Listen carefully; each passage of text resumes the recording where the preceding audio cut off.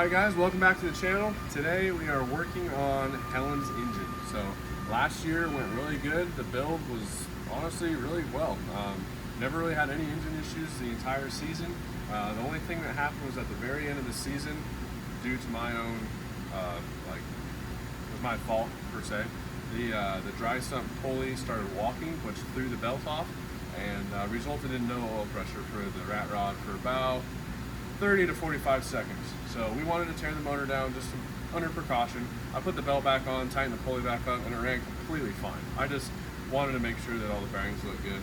So we tore it apart. Bearings looked brand new. They weren't even worn.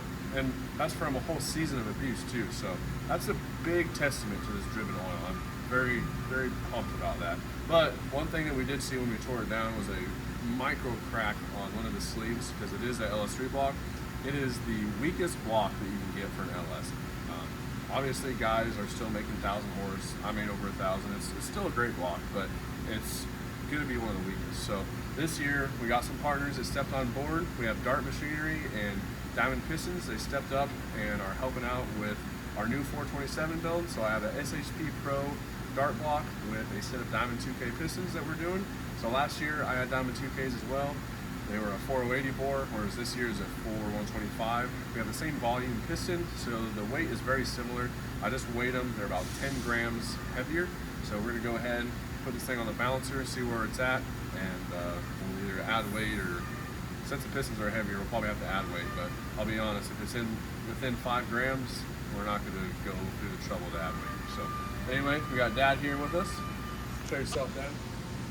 Me and Dad are going to do a father-son project. I'm pretty excited about that. So anyway, I'm going to go ahead and weigh some of this stuff, get the bob weights put together. I'll kind of show you guys some of that, and we'll spin this thing up and see where we are at. Alright, so LME just bought this balancer last year. This is the nicest balancer that you can get on the market right now. It's a CWT Industries. It does a really nice job. I'd be lying if I tried to sell you one, because I don't know all the fancy stuff. I know that it makes these cranks balanced, and it's a really nice setup. First thing you do is you really want to clean this main journal right here in the center, because this belt is going to be what's spinning it, and if this thing spins, it's hard to get a constant RPM reading. So we did that. We put, comes with specialized whey oil that you use, so we put the whey oil on it, and you got these straps over here. Pull one off and show you. You got these straps that is going to keep the oil from flinging around, and then after a while it soaks up the oil too, so it's always keeping it lubricated. You can see it rides on these Delrin pieces right there. So this is going to be the piece that shows. Oh, I gotta move this over. There's a dry sump crank last time. So you want to get this thing as centered as you can, but this is what's going to show you your location. So if you look up here, oh, that's hooked up. It shows what location the crank's in. So that's going to give you your spot there. But now we're going to go ahead and weigh all of our pistons, rods, all that stuff. That way we can get ourselves a bob weight. Hey, I noticed that all this was already filled out for Collins 416. Why are you having to reweigh everything? So I just pulled this up. So this is the engine, and this is the bob weight card for the old motor.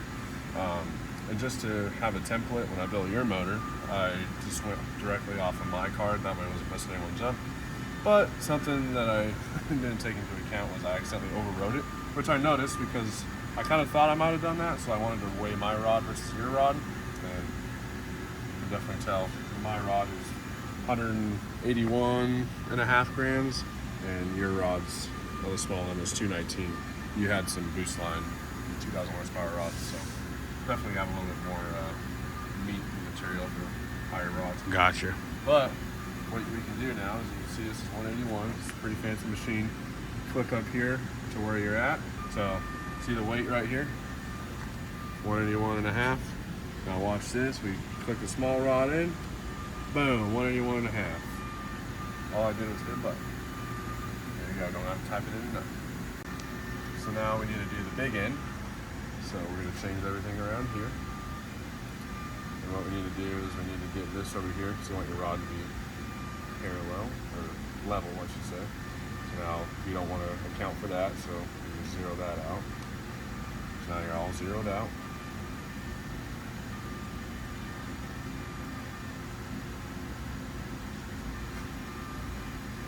So all leveled out here. I'll make sure this is doing good. Okay. So we're at 473 and a half. So it looks like this one did not overwrite. So I probably did like a half-ass override when I did that. So I'm going to print that onto there just to Bam, show like what that. we had. Insert, that is going to be your bearings, so we don't need to change that. It's already been there. Times to throw, that's 2. Oil, we always just leave that at 5. Did the small end, so the piston was 484. So I assume that was going to be for this piston. Good, 45, so variance there. So now we're going to weigh this one. We're at 496. So this is for the 4125. That's what we want to balance the crank to. So we're going to go up here. We're going to print that to the screen. 496.3. Enter that up there. Pin shows that it's going to be 150 grams. So I got that here. Just want to double check that pin is 150. That is indeed 150. So I'm just going to leave that. What else you got? Locks, 4. You're always just going to leave that. And then as far as rings go, these are always going to be right within each other. One thing to note is that this has a support rail. So underneath here, you can see how the pin gets into the oil ring right here. You're going to have a support rail that goes under your oil rings. So that will change the weight, but all of the Diamond 2Ks, say all of them, most 90% of them will have a support rail. So that is going to be an accurate number. So now that everything is here, we can see that we have a bob weight of 1,914.2 grams. So we're good there. Print that out. That's what bob weight card's going to be. Print that. Give that to a customer. Now they know what their bob weight is. So what we want to do now is, since the program has given us a bob weight of 1,914.2, what we want to do, we want to get our bob weights to 1,914. So that is what we're going to do here. We can start out measuring where we're at. We're actually really close. Normally someone does an NA setup with a big dome piston, you got to change a bunch of stuff. But yeah, so we're going to go ahead and change this stuff here. I just wanted to do a little comparison for you guys. This is the piston that we ran last year. As you can see, you kind of barely see the little diamond on there.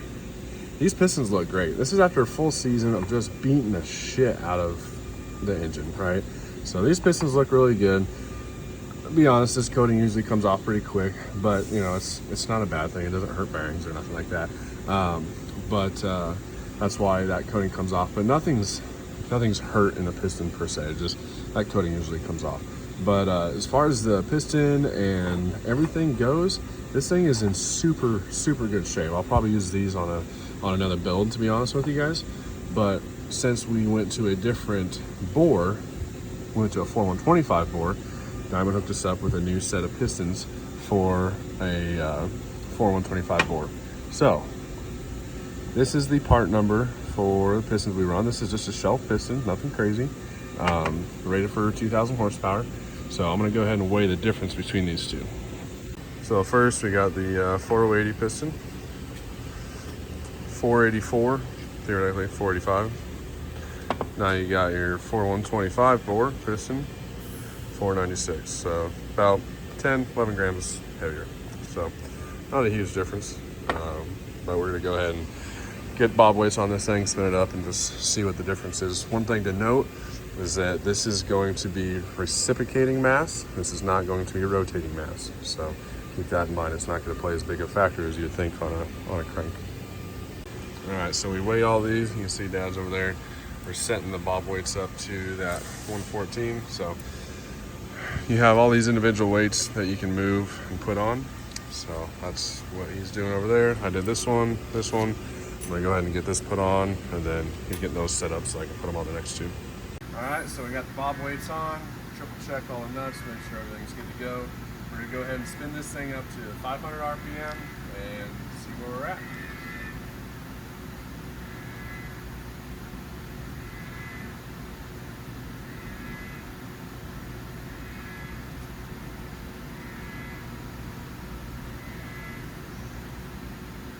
Not what I wanted to see. So it wants right here. And to be honest with you guys, I was going to do this. I wasn't going to do anything if it was like 5 grams or below. LME will always go down to 0. We don't ever skip out on that. With this being my personal project, I'm allowed to do whatever the hell I want. So I was just trying to save some time. But with this being almost 20 grams off, I'm going to take it out and put some Mallory in there and do it the right way.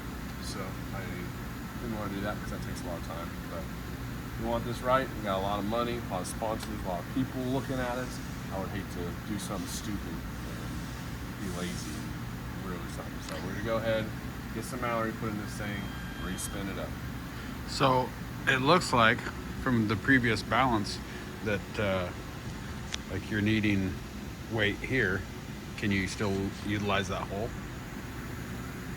It's possible. It being 10 or 17. Let's see how much this filler rod is.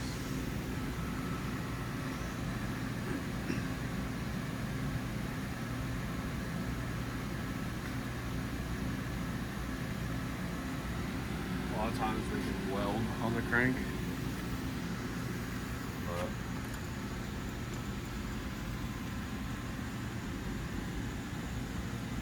they're about 14 grams, so you'd essentially have to get this entire filler rod in here.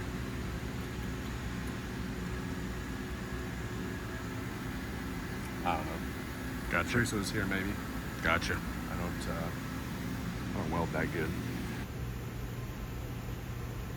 Drilling big holes in your new crankshaft? Yeah. Mallory is a heavier metal. They call it heavy metal. It's a heavier metal than the steel in the crankshaft. So what we're going to do right now is drill out the hole. But what you got to think about is when you're drilling it out, you're theoretically taking material out of your crank when you're needing to add it. So what we do is we press in a piece of heavy metal, which is replacing the metal that was just in there, but it's actually heavier than what was in there. So you can see here, we have a piece that's 38 grams. When you drill out that much of the size of that piece, you're taking out about 17 grams, so you're gaining about 21 grams. We need to have about 16, so we'll be right above that, be right 5 grams above. But once you're heavy, then we can just take a drill bit, and it takes like 3 or 4 chips or shavings to just touch the end of the counterweights, and you'll be at your weight that you want. So we're pretty much going to make this correct. So I was going to try and take the easy way out, but this is going to be the better way out. I'm just getting my spot drill here. I want to make sure there's plenty of meat on the counterweight so that we're not flinging out Mallory. You only put Mallory in lateral. You never put it in. You only put Mallory in horizontal. You don't put it in vertical. That's Billy the Kid. I'm going to put my spot drill real quick, and then we'll hit it with a drill, and then from there we ream it to the exact size. It'll be a 2-thou press fit.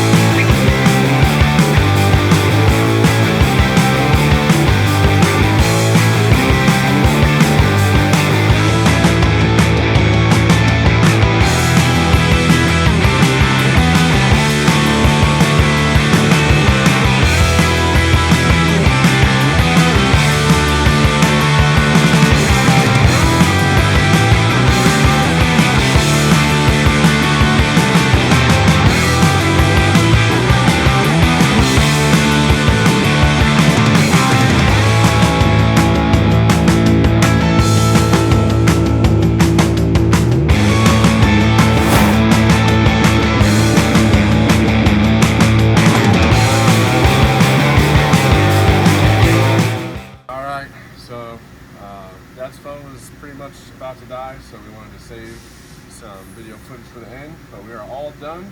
Everything is balanced up. We're within spec, so we are good to go.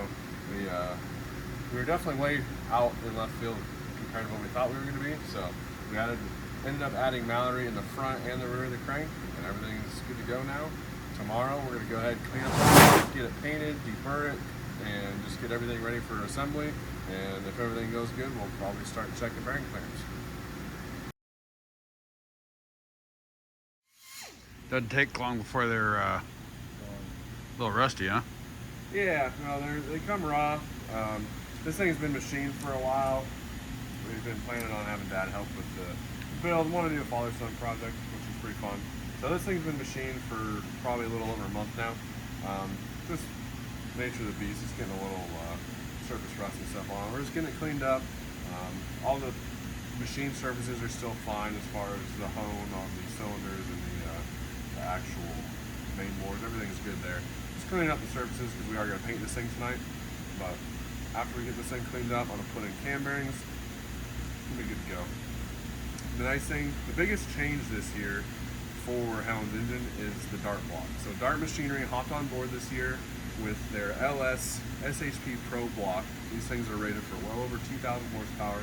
It's just much better than any factory block you can get for LS. The big thing that we did is going from an aluminum block to an iron block. When you start doing this stuff, an iron block is much more rigid. Just the rat rod itself is just a frame rail with not very much rigidity, so having an iron block in there is going to supply a lot more rigidity to the car itself, but it's also just going to handle everything a lot better. The iron blocks are just really what should be in these things. It's going to add a lot of strength and support to the program. But I'm very excited to have Dart on board this year. We got Dart, Diamond Pistons are all under the race winning brand umbrella, so I'm very excited for this year. Alright, so we got the Dart block here. It's been sitting around machined for a while, so it's a little rusty. Dad's just cleaning up the cam tunnel, and then we're going to pound some cam bearings in this thing. We're going to deburr the block, clean the block, and get it ready for assembly. We're probably going to paint it tonight too, let it dry overnight, and then start checking bearing clearance tomorrow. But Dad is just getting her all cleaned up, and I'm going to work on putting some cam bearings in this thing.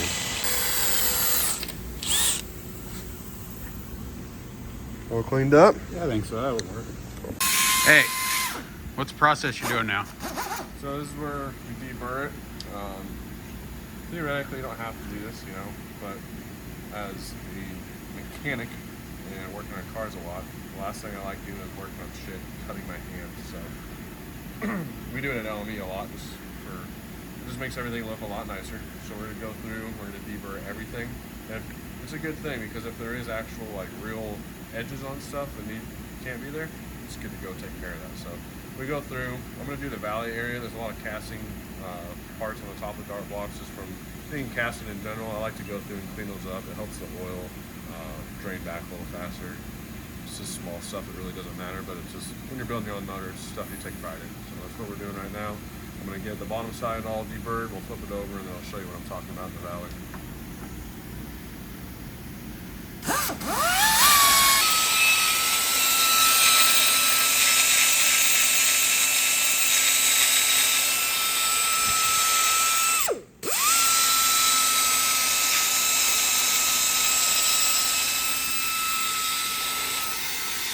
What are we doing now, Colin? Dad's over there taking pictures.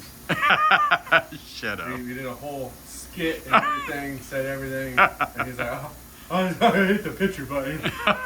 Shut up. We just got it final cleaned. We deburred it, we cleaned it, and yeah, the deal over here, the hot tank, got it all cleaned up, and I just went through and blew out every single hole, every orifice. We're good to go. We're gonna put this thing on a stand. We're gonna get the block cleaned up with, it's got WD-40 so it doesn't rust, but we're gonna clean up all the surfaces that are not machine surfaces, and we're gonna paint this thing. Then after we get done painting it, we're gonna let it sit overnight, and then tomorrow we'll start doing bearing clearance and all that type of stuff.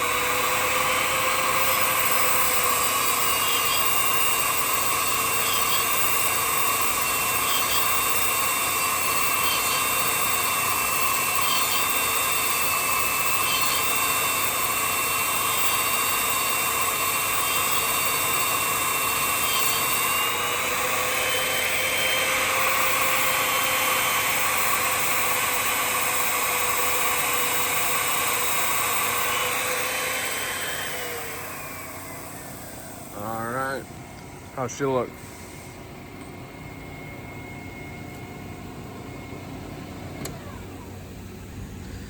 All right, now you know how to polish a crankshaft. Awesome. We're gonna take this in there, check our bearing clearance, and go from there. But now we're all repolished. So we just got done checking bearing clearance. We're all good to go. We're about 2,500 all in all of them. So we're nice and in the range that we want to be. So we got the main caps off. We're getting ready to put the crank in. First, I should have done this before I did bearing clearance, but we're gonna go ahead and put all of our plugs in. I'm really good at leaving at least one out. I've yet to build a motor without at least missing one. So on Dad's, is a plug on the back by the bell housing. I forgot about that one. So What happened then? When we went, our dyno guy went to go start it, and then it shot oil off the dyno. Was he happy? Yeah, he was really happy. I bet. So we're gonna make sure to put those in. There's some in the lifter area. I'll show a bunch of them. But when we did Lynchie's, I forgot to put one in the coolant port for the head. And when I did mine was really cool. I forgot to do one under the motor mount, so he had to pull my engine completely off the dyno cart. Oh, I bet he was very pleased. He loves it. He loves me. So we're gonna do our best to put all plugs in. And if I don't do it, I might not finish this video because it might kill me. So What are we doing today, Colin? all right, so we're on a fresh day. We finished last night putting the crank in. We were bearing between 2,500 and about 2.7, so we're happy with that. Could be a little closer to 3, but it'll be all right. Moving on to today, there are gap and rings. So we have total seal rings with our diamond pistons. So this is a section that we're going to go into depth on because Diamond stepped on board to help out with this build, and I really want everyone to know what we're running in this thing. So I got my piston card here. This is a 4125 bore.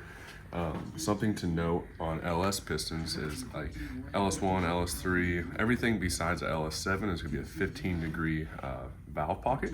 So on LS7 stuff like this, or it's funny because I'm running LS3 heads, but the heads that I got from Hooper are an 11-degree head, which is very close to a 12-degree.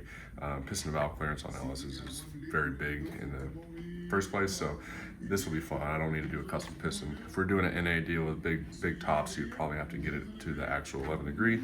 But anyway, these are Diamond's LS 2K piston. They are the 12-degree series.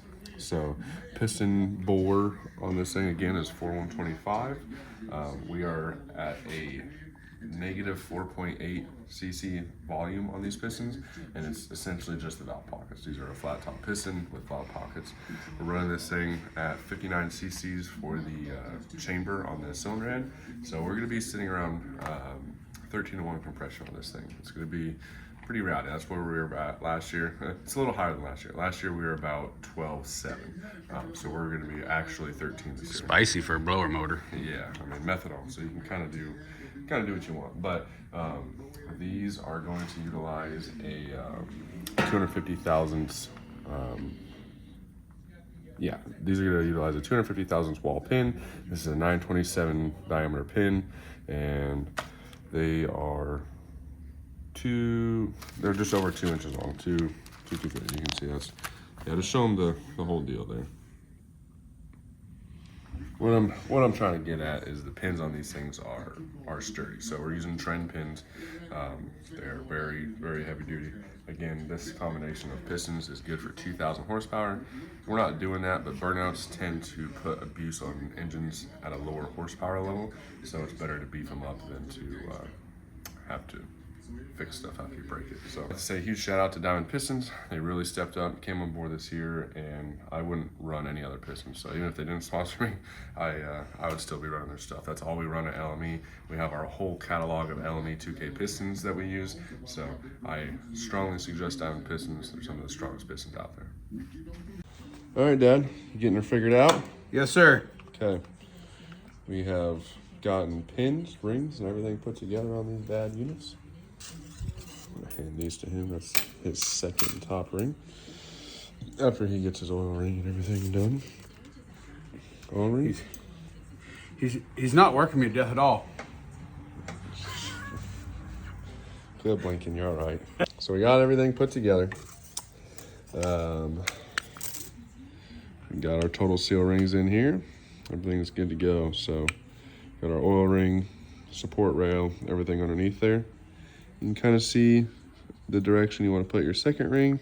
And then on your top ring, you got a nice little bevel on the inside that you want to put facing up. So it also has all that in the directions if you ever build your own, but just kind of showing you guys that. And then something to also note on these is on the number 8 piston right here. I don't know if a lot of companies do this, but I know Diamond does it. One of your pistons will have the little cutout right here that you can see, and that's to clear your reluctor wheel. So just take a lot of care in looking at your stuff before you put it together.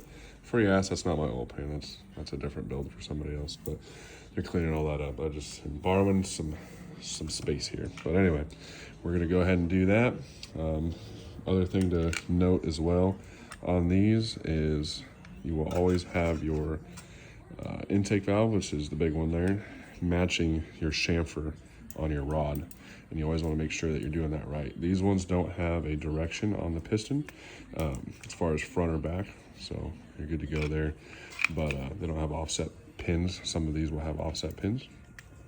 But anyway, just want to make sure that you get that chamfer against the side of the rod journal. Otherwise, it will not turn over well. And I always say, if you're gonna put these in, just turn it over after you put one in. Make sure everything's still spinning smooth. But we are all done. We're gonna go ahead and start putting our rods and pistons in. So we have these numbered. We did rings per cylinder. So when you have a really nice machine like us, all the cylinders are the same, so it's not really that big a deal if you were to mix them up, but just good practice to get into in case you ever get machine work that's not perfect. But we're gonna go ahead and put these babies in. All right. It's happening. We're putting stuff in. Putting pistons in. Wait, what are you hitting that for? What'd that piston ever do to you? It's about to make me a lot horsepower. Oh. Look at them. Sexy pistons. We'll torque these things down and then we're gonna go to dinner. Cool. So everything's in. Turns over smooth. I'm happy with that. So torque these things down. Yoked. All right, it's all short blocked, ready to go. So we're gonna go ahead, go get some food. But after that, we're gonna get a cam in here, get it degreed, and go from there. Make sure everything's good to go, and then put some lifters and push rods and cylinder heads, all that good stuff. So, but short block is done. A lot of the clearance checking is over with. So we're good to go. With all the cams floating around here, how do you know that one's yours? LME rat rod. There you go. I don't know anybody else who's got one of them. That's pretty awesome. So the only thing that happened in our lack of oil pressure from last year is this cam got a little deal in there. I had to use a little applied force to get out of the cam. I didn't quite spin the cam bearing, but it was pretty close. So I'm gonna go ahead and put this in the lathe, and we're gonna polish that journal, and then we're gonna put the cam in there. So we're gonna go do that right now. All right, head gaskets are on, head studs are in. We opted for the 1/2-inch bad boys. So yeah, what do you think, Dad? Pretty girthy? That is not gonna have an issue lifting the heads. Ain't going nowhere. Got the Cometic gaskets, big old hefty head studs. That ain't going nowhere. Ain't going nowhere. All right, both cylinder heads are on. Dad is getting washers and everything put on there. We are looking good. This thing is going to be a long block tonight, for sure. All right, so after we got the heads on, we got our rockers on. We always use CHE trunnions here at LME, so that's pretty sweet. And then let's take a look at them sweet push rods. We use Manton push rods on all of our stuff, so Manton is definitely the best push rod in the industry. No company compares, period. They're just the best. And I don't think anybody would argue with me on that one. Now, we also use Johnson hydraulic lifters. Just wanted to show everybody. I'm not trying to hide what we're doing on this build. We're trying to show everybody. But getting ready to throw this valley cover on there, just a stock GM one. But we got our front cover on here with the fuel pump and water pump, all this stuff. This is pretty sweet. It's all built into one. Front cover, water ports, everything for remote water pump. So if you wanted to get one of these, LME.com, we can, latemodelengines.com, sorry. We have these in stock, ready to go. Pretty sweet deal. I kind of mentioned it to our CNC guy, which is also the owner, and he whipped this thing up for me last year, and it's pretty sweet. So, yeah, we're gonna go ahead and get this thing final assembled, but it's pretty much there. Man, I just love these valve covers. They are so cool. Woo-wee. Freaking A, that's cool. I don't know if I mentioned it earlier, but Jacob did do a little hand porting on these to see if it picks up naturally aspirated. They're always trying to improve their ports on cylinder heads, so it is nice that I dyno it here so we can see what it does with a 427, and just gives them a little testing to see what it makes. So it's beneficial for them, beneficial for me. Everything's good to go. But valve covers are on. I'm gonna go ahead and flip this thing over so we're ready for the oil pan. And I also need to get this balancer on here. Something I forgot to touch on was the heads for this build. These are Hooper's 275cc LS3 11-degree heads. They are a killer head. They worked amazing last year. We run them with Inconel valves. We run some PAC 1209 springs. I run copper seats and CHE guides as well. Just a really solid combo. Never had any issues with valve train stability or reliability. And I beat on this thing last year. Jacob went through and touched up a bunch of stuff on there. You can see the heads have a little bit of corrosion from how bad the methanol is. I had a pretty bad intake gasket leak last year, but no worries. We're gonna run these things again. I changed intake gaskets to a different style, so hopefully that's not an issue. But anyway, I just wanted to add in there the Hooper heads because I seem to talk about all the other parts, and I always just assume that I've talked about it and know about it because I talk to Jacob and Hooper almost every day. So anyway, just wanted to throw that in there, that's the heads that we're running on this build. Good thing I was there to put this thing together for you. Yeah, I'm glad you were here to put it together. It's real nice, isn't it? Looks awesome, buddy. Nice job. I mean, we both did it. Pretty fun shit. Yeah, I did get to help you. It was fun. We're all good to go. I need to throw the balancer on it. And the dry sump pump. And the oil pan. We're not done. No, we're not done at all. We're getting there. Probably not going to get her fired up just because we're kind of waiting on the dyno, and they got a bunch of stuff in line before I get to leave. So, Yeah. But I'm friends with some of the customers I got, and if they see me put my engine on the dyno before their shit makes it, I'll get my ass cheeked. yeah, So we got a full dyno schedule this week, unfortunately. Probably get it on there like Thursday or Friday, but Dad takes off on Wednesday.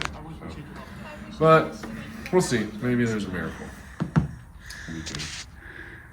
So put on some other stuff and finish this thing up shortly.